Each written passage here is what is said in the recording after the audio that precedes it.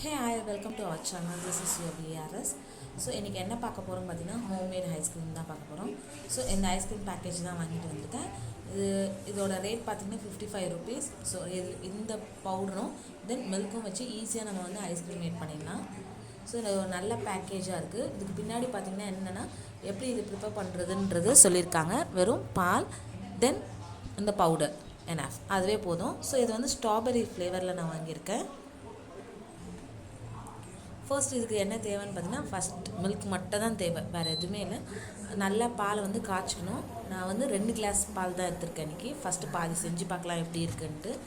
So இது package பிரித்து பார்த்தீங்கன்னா உள்ளே வந்து ஒரு சில்வர் கலர் பேப்பரில் இந்த மாதிரி கொடுத்துருக்காங்க பேக்கெட்டில். அதையும் ஓப்பன் பண்ணி பார்த்தீங்கன்னா ஒரு பிங்கிஷ் கலரில் இருக்குது.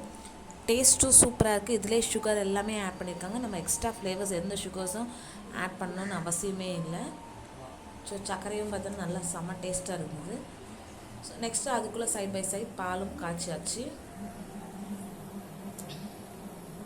ஸோ இந்த பாலை நல்லா காய்ச்சி ஒரு 2 மினிட்ஸ் அப்படியே விட்டுடுங்க.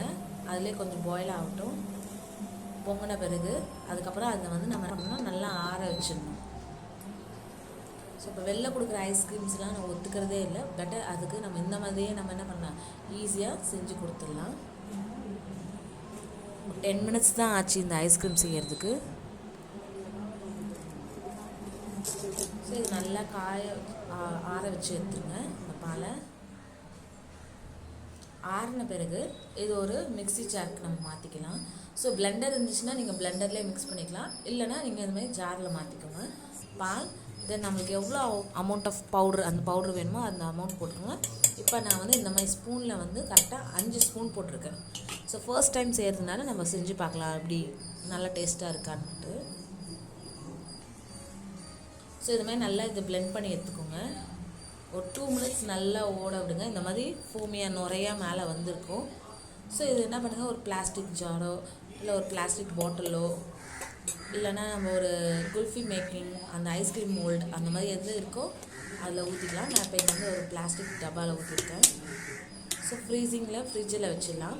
இது எப்படி இருக்குன்றதை நான் அந்த ஷார்ட்ஸில் சொல்கிறேன் இந்த ஐஸ்கிரீமை. ஸோ தேங்க்ஸ் ஃபார் வாட்சிங் மை வீடியோ. Thank you, bye.